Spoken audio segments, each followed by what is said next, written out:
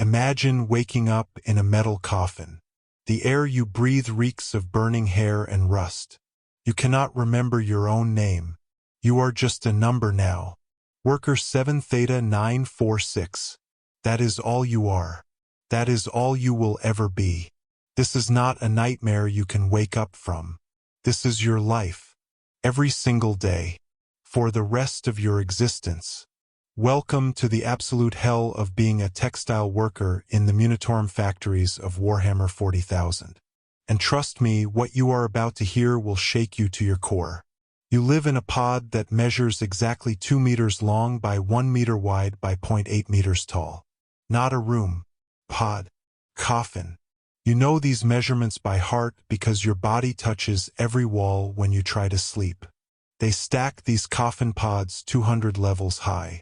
40,000 workers crammed into a single hab tower like ammunition in a warehouse. You can hear them all through the thin walls.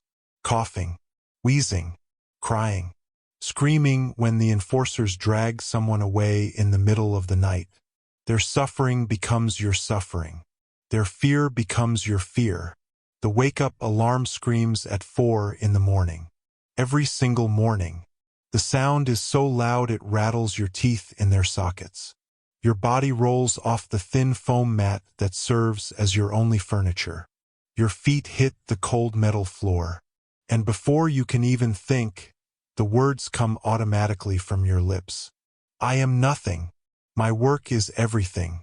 Through my sacrifice, the Emperor's armies march eternal. You have said these words so many times that you no longer hear them. But they are recorded by sensors in your ceiling, monitored by overseers who check if you said them. Miss your morning prayer? That is a mark against you. Too many marks? You get converted into a servitor, a lobotomized slave with no thoughts, no feelings, no humanity left at all.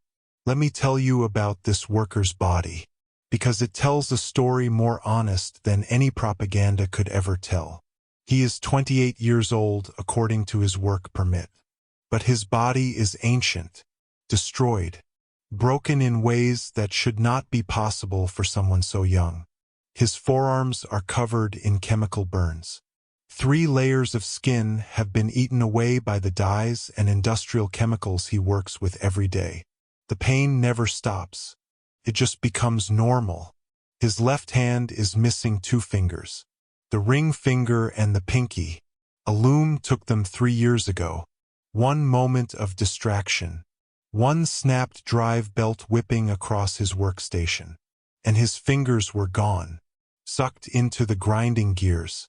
Crushed like they were made of wet paper. He watched them disappear into the machine. Watched his own flesh become fuel for the endless appetite of production. The medical servitors told him the phantom pain would fade. They lied. Every single day he feels those missing fingers aching, burning, screaming at him from the void where they used to be. His lungs feel like someone stuffed them with broken glass and set them on fire. Every breath is agony. Every inhalation brings in air so thick with fiber dust and chemical vapors that it coats the inside of his throat. 16 hours a day breathing poison. 7 years of slowly drowning in toxins while his lungs try desperately to keep him alive. This is what the Imperium does to its workers. This is the price of making flak vests for soldiers who will probably die in their first battle anyway. The journey to the factory floor takes 40 minutes of shuffling through passages so long they measure in kilometers. 40,000 workers emerge from their pods like insects from a disturbed nest.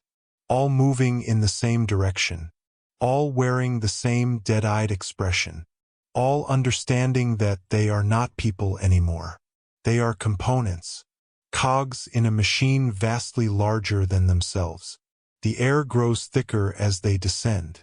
Heavier with the smell of chemical dyes and industrial lubricants and human sweat concentrated to the point where it becomes its own substance. A fog that coats your nose and throat and lungs until you can taste it with every breath. The walls weep with condensation. Moisture runs down corroded metal surfaces. Pools in corners where fungal colonies grow unchecked. Someone has scratched words into the metal at eye level. Crude letters carved with desperate fingers. They read, "The Emperor protects, but not us." How long ago were those words written? Is the person who carved them still alive? Or have they been processed into the corpse starch that everyone eats for breakfast? Recycled into fuel for the next generation of workers who will suffer in exactly the same way. Old Michael walks beside our worker, 60 years old, blind in one eye from a dye splash that happened before our worker was even born. A man who has never seen the sky, never felt natural sunlight on his skin, who was born in the hab quarters and will die in the hab quarters unless the factory claims him first. Young Rena shuffles ahead, 14 years old, already developing the chronic cough that marks those whose lungs are beginning to fail from fiber dust. A girl who should be playing, learning, dreaming, but instead she works 16-hour shifts threading needles as thick as her fingers through guide rails that can snap and cut through flesh like surgical lasers. The scarred man walks alone. His face melted on one side from a steam pipe burst 6 months ago. An injury that left him unable to speak, but still able to work, still able to meet his quotas, still useful enough that they have not converted him to a servitor yet, though you can see in his remaining eye that he wishes they would, that death or lobotomization would be preferable to continuing in this broken body. The factory floor stretches beyond the limits of vision, 50 square kilometers on a single level. A space so vast that workers on the far side are visible only as distant shapes. Like bacteria on a microscope slide, the looms rise like cathedrals, massive weaving machines that tower 40 meters tall and 15 meters wide. Structures of metal and pistons and drive chains that have been operating for longer than anyone can remember. Some of them dating back to the age of technology when humanity first reached for the stars. These machines are older than the Imperium itself. Artifacts so ancient that the tech priests who perform maintenance rituals on them speak in hushed tones of machine spirits and sacred functions that must never cease. Loom 7846K stands exactly where it has stood for the past 7 years. Its presence as permanent and unchangeable as a mountain, as inevitable as death itself. This machine has killed 12 workers in our workers' time here. Bodies crushed in gears, sliced by snapping tension cables, burned by steam jets that vent without warning from pipes that nobody understands anymore. A dozen lives consumed and processed and replaced without the loom ever stopping, never pausing, never acknowledging that it has taken something that cannot be replaced. Overseer Grath delivers the morning sermon from a raised platform, his voice amplified through speakers that turn his words into commands. He is massive, 3 meters tall, his legs and most of his torso replaced with mechanical augmentations, pistons and hydraulics that allow him to move with impossible speed and power. His eyes glow red in the factory's dim lighting like the eyes of some ancient predator. "Today we begin another cycle of production," he intones, his voice stripped of emotion by the processors that filter his speech. "The flak vests you create will save the lives of the Emperor's guardsmen on 1,000 battlefields. Your sacrifice enables their victory. Your suffering purchases their survival. Anyone who fails to meet quota will be processed for servitor conversion. The Omnicia demands efficiency. The Emperor demands loyalty. You will provide both or you will be improved." He gestures to 3 cages hanging from chains near the platform. Metal boxes barely large enough to contain the workers imprisoned inside. Men and women who failed to meet last week's quotas. Now waiting for transport to the Mechanicus facilities where they will be lobotomized, augmented, transformed into machines that serve without question or complaint or any remaining shred of humanity. One of them is crying, tears running down a face that will soon be cut away and replaced with sensory equipment. The others just stare with empty eyes, already gone in all the ways that matter, just waiting for their bodies to catch up with their minds. Our worker station at Loom 7846K has been his world for 7 years. His universe compressed to 15 square meters of metal floor and towering machinery. The work is simple in concept but devastating in execution. Loading bolts of ballistic fabric onto feed mechanisms that weigh more than he does. Threading needles through guide rails while standing close enough to the active machinery that a single moment of distraction could mean death. Monitoring tension controls that, if they snap, can whip across the space with enough force to cut a person in half. The rhythm of work is hypnotic, a pattern that repeats so many times each shift that consciousness becomes optional. Thought fades away.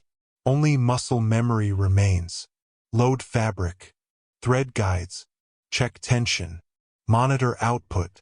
Repeat 1,000 times per hour. Repeat 16,000 times per shift. Repeat for 7 years. For 2.5 million repetitions. Until there is nothing left but the work. Just the endless cycle of production that defines existence more completely than any name or memory or hope ever could. His hands are permanently stained black. The dyes and lubricants have penetrated so deeply into his skin that no amount of washing can remove them. His back is bent from perpetual hunching over control panels. His spine curved in ways that would require surgery to correct. If surgery were available to people like him, which it is not. His hearing is damaged from 7 years of standing next to machinery that produces sound levels sufficient to cause permanent tissue damage. A ringing in his ears that never stops. A constant high-pitched whine that has become the background music of his life. The accident happens at 8:47 on a Tuesday, though the day of the week means nothing here where every day is identical to the last. Our worker notices the warning signs early. Unusual sounds coming from deep inside Loom 7846K. A grinding noise that suggests something has come loose, worn through. A vibration in the floor that speaks of mechanical stress building toward catastrophic failure. He reports the problem to Supervisor Darren, a man whose augmented eyes can see in spectrums beyond human perception. The machine god will provide, Supervisor Darren says without looking up, his attention focused on a data slate showing production rates. Return to your station. Stopping a loom requires 6 hours of paperwork and approval from 3 administrative officials. Production cannot cease for suspected problems that may not exist. Young Rena works at the adjacent loom, her small frame moving with the quick efficiency of someone who has learned that speed is safety. She has been on the floor for only 3 months. There is still light in her eyes when she looks at him. Still some fraction of hope that has not yet been ground down. He tries to warn her. Be careful, he tells her during the brief moment when they pass each other. Something is wrong with my loom. Stay away from it if you can. She nods. But they both know she cannot stay away. Her station is right next to his. The work must continue. The quotas must be met. The catastrophic failure happens without additional warning. One moment the loom is operating normally despite the grinding sounds. The next moment a steam pipe buried deep in the machinery explodes with enough force to fill the immediate area with superheated vapor. Water that has been pressurized to the point where it becomes a weapon. A cloud of death that flashes across the space and turns human skin into something that sloughs off like wet paper. Rena screams. The sound cuts through even the machine noise. A shriek of agony that will haunt our worker for whatever remains of his life. He sees her face beginning to melt, the skin of her cheeks and forehead turning liquid, running down her jaw like candle wax, her eyes boiling in their sockets as the steam cooks them from the surface inward. The main drive shaft snaps next, the accumulated stress finally exceeding the material's tensile strength. The broken end whips across the area like a massive flail. A piece of metal as thick as a thigh moving at velocities that turn it into a projectile capable of punching through human bodies like they are made of tissue. 2 workers fall, their torsos opened by the impact, their internal organs spilling onto the factory floor in spreading pools. A fabric bolt breaks free from its mounting. The tension released suddenly.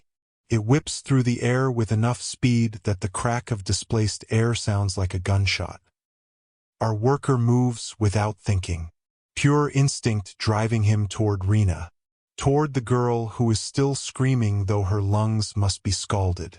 Some part of his brain unable to accept that she is beyond help. His left hand catches on the edge of broken machinery as he reaches for her, metal still sharp from where it fractured. He feels the bones of his ring and pinky fingers snap before he sees what has happened.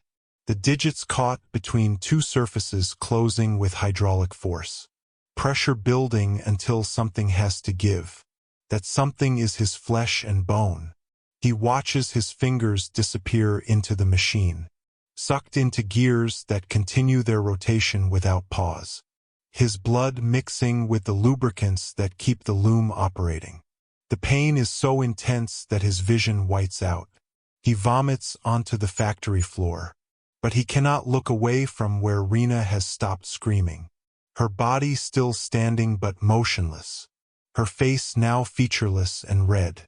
Her life ended by a malfunction that could have been prevented if anyone had cared enough to authorize repairs. The aftermath is efficient in the way that only the Imperium can achieve. Rena's body is removed by servitors, loading her remains onto a cart that will take her to the rendering facilities where she will be processed into protein.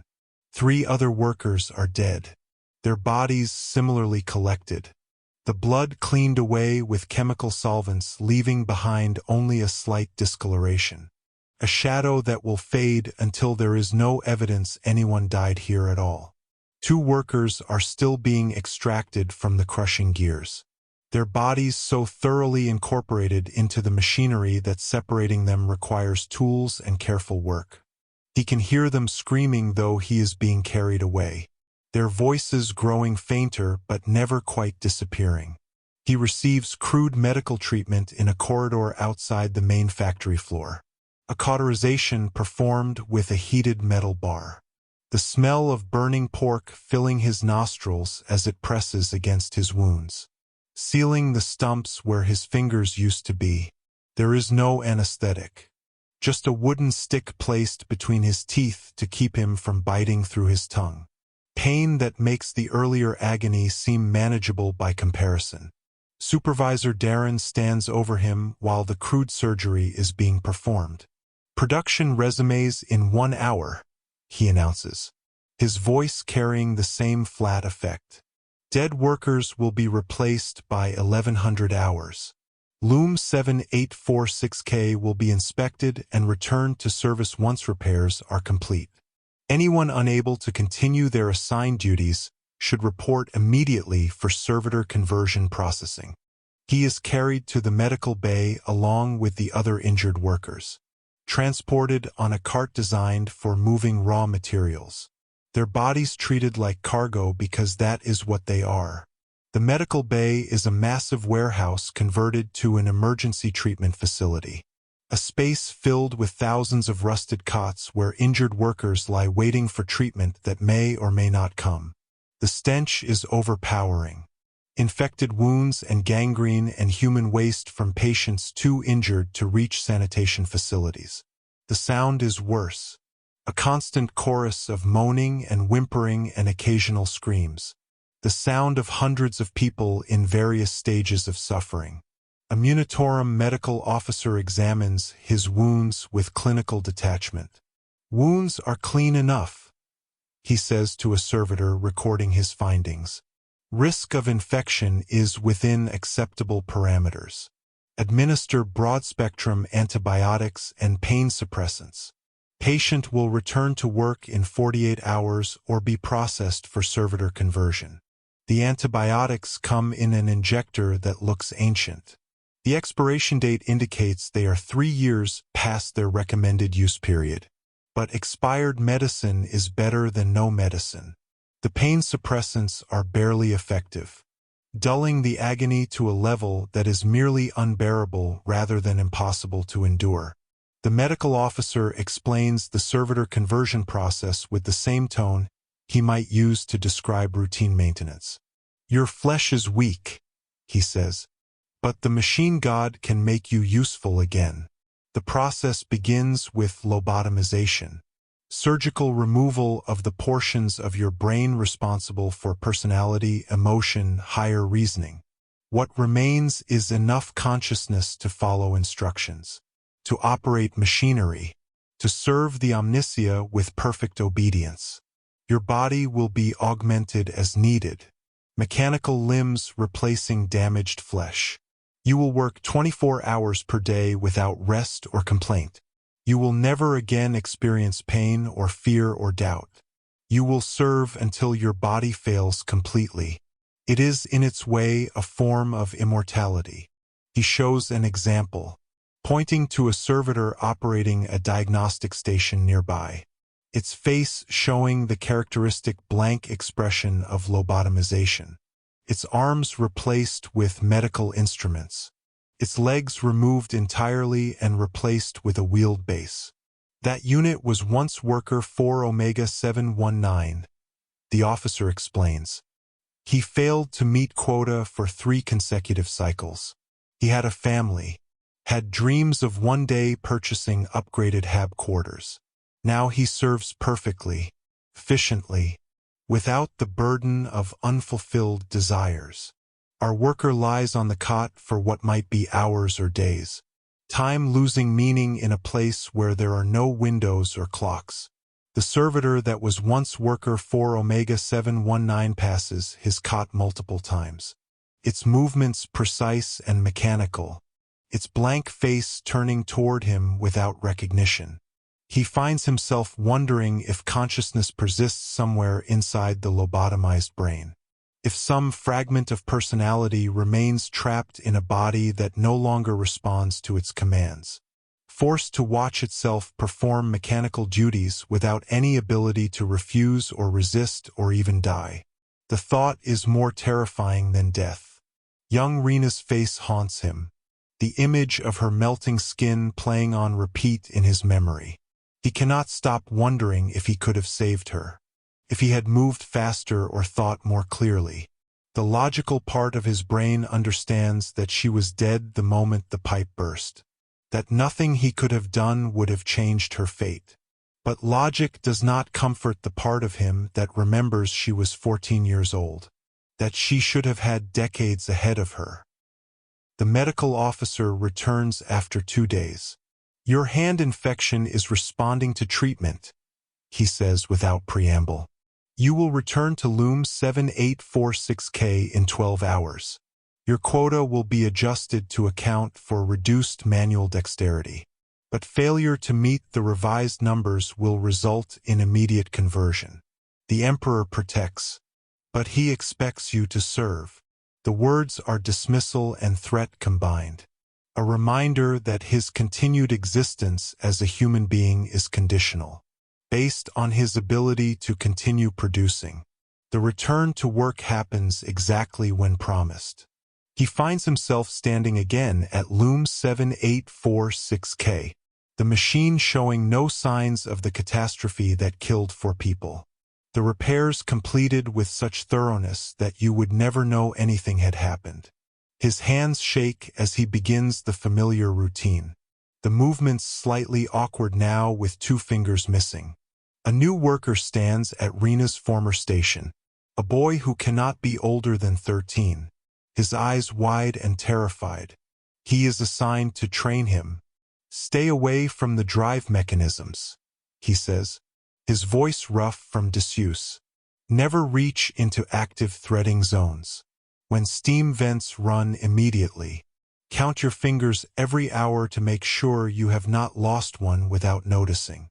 Old Michael shuffles past during a brief moment when both their machines are cycling. He leans close.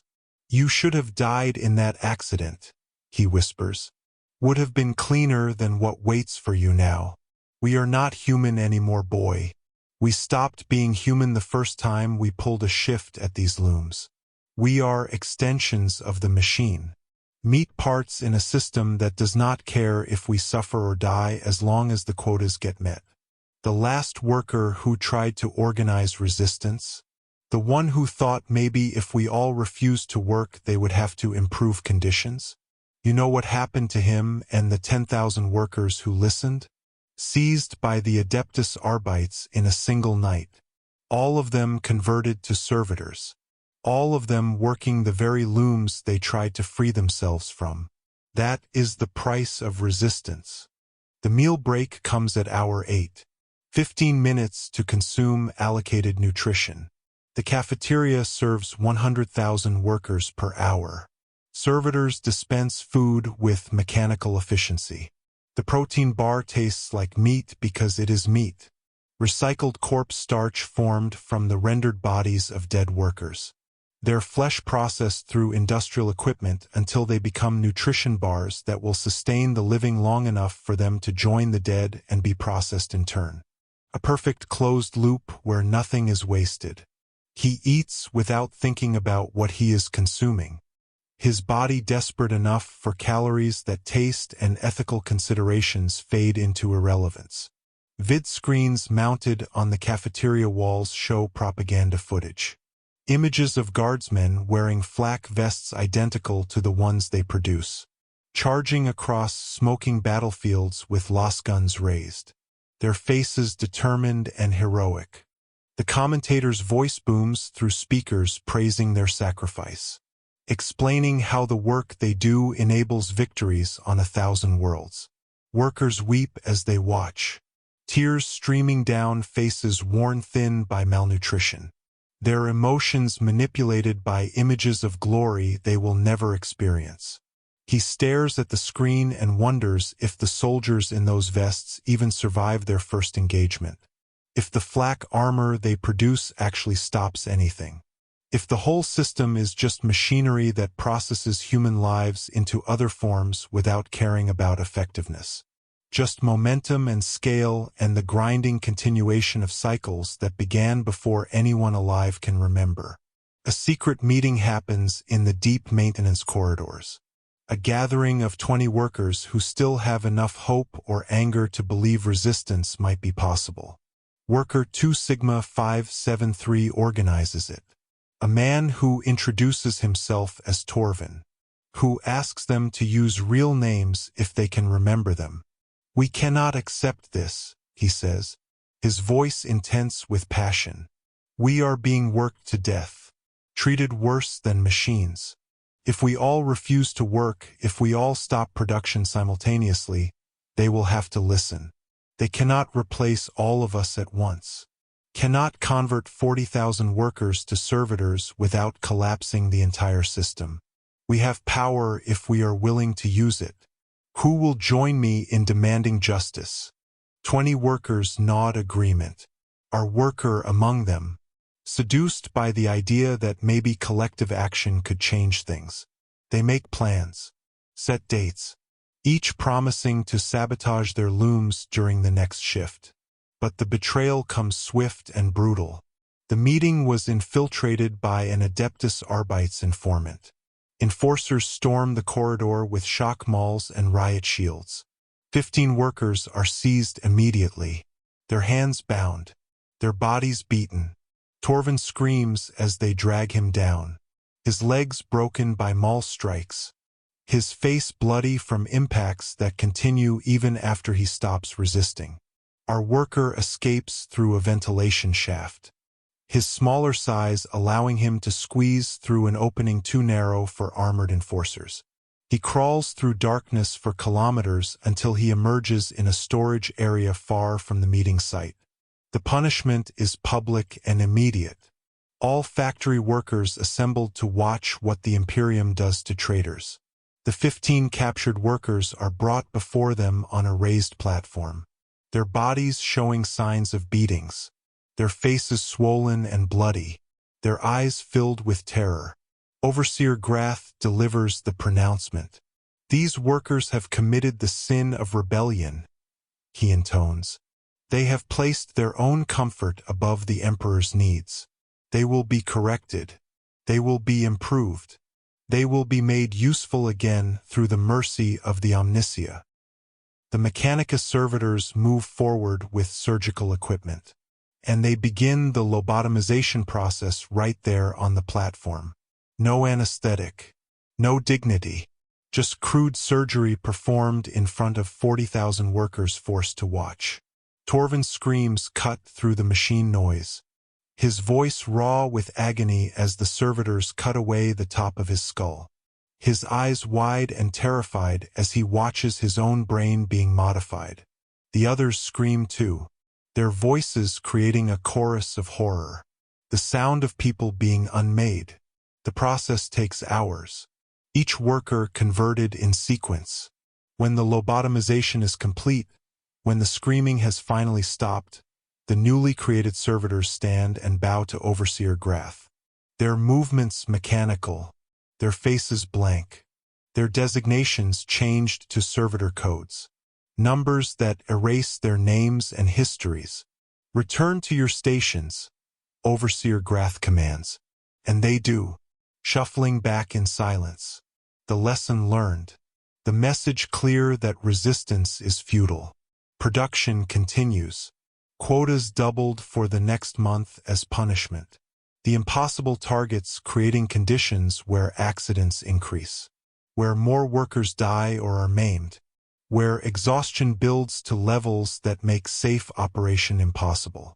Our worker meets his quotas through methods he does not want to examine, through shortcuts that compromise safety, through desperation that makes him take risks no sane person would accept. The girl at Rena's former station dies when she falls asleep at her controls, exhaustion overcoming her. She collapses forward into the loom, her body pulled into the gears before anyone can hit the emergency stop. He watches her die and feels only relief that it was not him, that he survived another shift.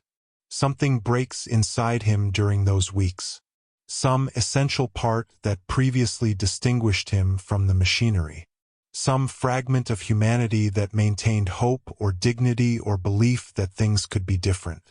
He stops fighting, stops questioning, stops thinking about anything beyond the immediate task. The work becomes a meditation that fills all available space in his mind, until there is no room left for memories or dreams. The machine becomes his identity. Its rhythm becomes his heartbeat. His purpose becomes his purpose, until the distinction between worker and machine blurs completely. This is acceptance, the understanding that fighting only creates suffering, that embracing your role as a cog is the only path to something that resembles peace. He becomes efficient, his production numbers climbing. Overseer Grath notices, marking him as a model worker. The praise means nothing, just a data point indicating he is less likely to be converted, that he has bought himself more time as a human being. Even though he no longer feels particularly human, young workers continue arriving, still carrying the light of hope in their eyes, still believing hard work will be rewarded. He does not speak to them, does not warn them. They learn the same lessons through the same mechanisms of pain and loss. He watches them die or be maimed or be converted, watches the light fade from their eyes, watches them transform from individuals into components exactly as he transformed. And he feels nothing except a dull recognition that this is how things are. This is how things will always be. The Mechanicus comes to the factory floor at irregular intervals. Tech priests in red robes performing maintenance rituals on the looms, burning incense and chanting in binary. They treat the machines with more reverence than they show any human worker. The tech priest who oversees his loom is called Mugos Yilin, a figure who is more machine than human. He explains during one maintenance cycle that the loom dates back to the age of technology, that it was built before the Imperium existed. This machine is precious beyond measure, Mugos Yilin says. It has produced billions of vests, has served the Imperium since before there was an Imperium to serve. You are privileged to operate it. When you die, another will take your place. When that worker dies, another will take theirs.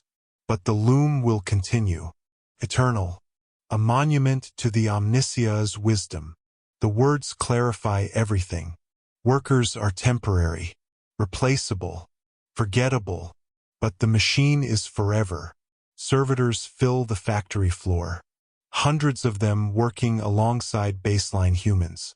He begins recognizing them, sometimes seeing features that seem familiar beneath the augmentation, realizing that this servitor hauling fabric was once a worker from the same hab block, that the one operating a maintenance station used to work 3 looms over.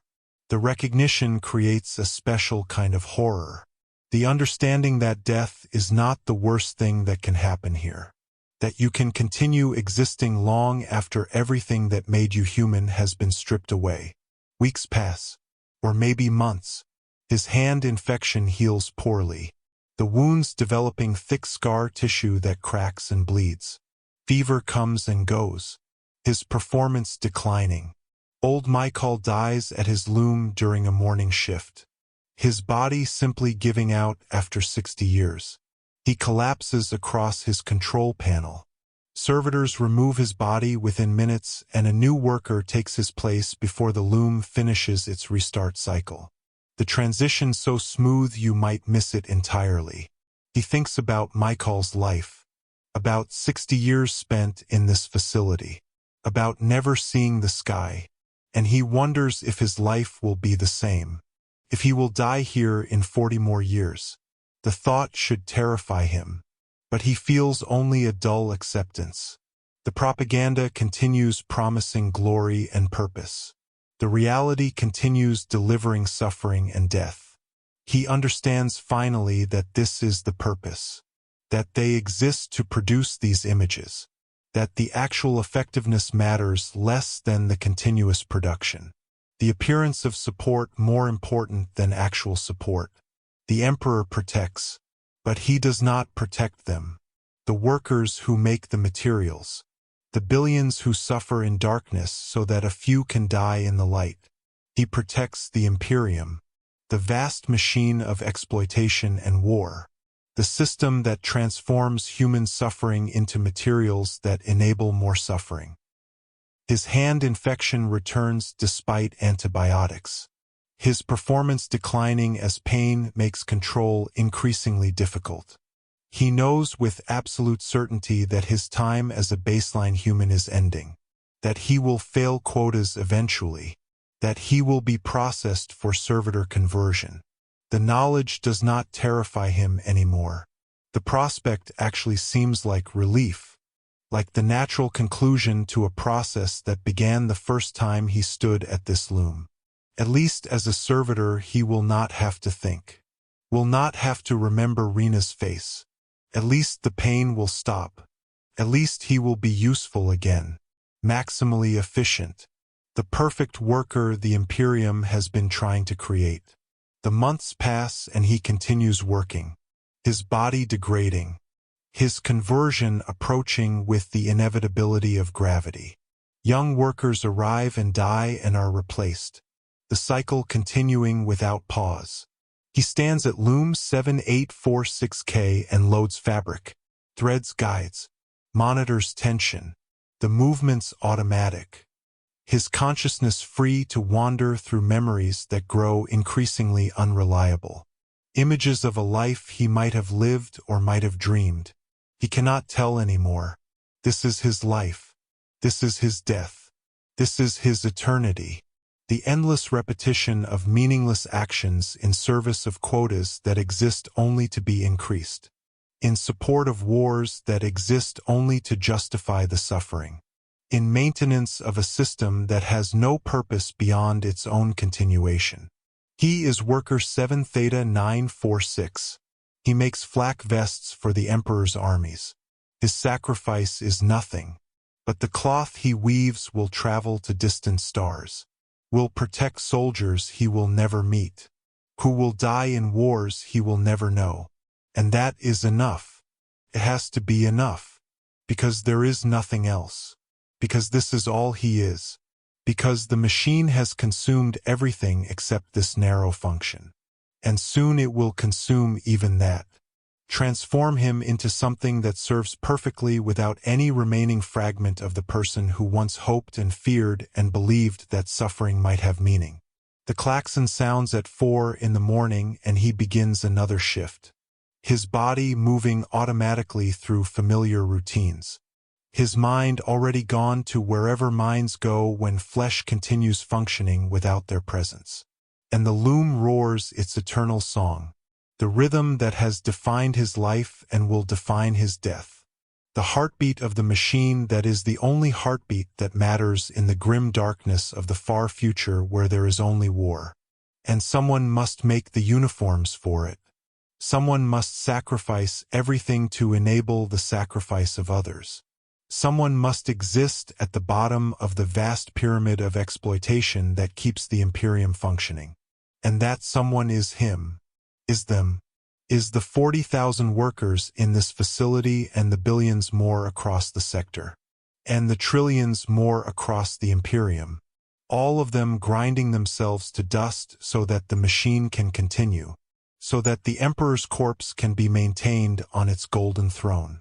So that humanity can survive one more day in a universe that wants nothing more than to eliminate us. And maybe that is enough. Maybe survival without dignity or joy or hope is still survival. And he pulls another bolt of fabric onto the feed mechanism and the loom continues its work and he continues his. And somewhere far above the smog line inspires, he will never see nobles eat food, he will never taste and breathe air, he will never breathe and live lives he cannot imagine. And maybe they think about where their wealth comes from. Or maybe they do not. And it does not matter either way because the system functions regardless of whether anyone understands it or questions it or even knows it exists. The machine is larger than any individual consciousness, more permanent than any single life, eternal in the way that only mechanical processes can be eternal. And he is part of it now, indistinguishable from it. His identity merged with its operation until there is no meaningful difference between the worker and the worked. Between the sacrifice and the thing being sacrificed for. Between the suffering and the purpose of the suffering. And the loom continues and he continues and the Imperium continues and nothing changes and nothing will ever change. And that is the horrible life of a Munitorum textile worker in Warhammer 40K. The understanding that you are nothing and your work is everything. And through your sacrifice, the Emperor's armies march eternal into wars that never end on battlefields that span eternity in service of a corpse god who protects everything except those who serve him most faithfully.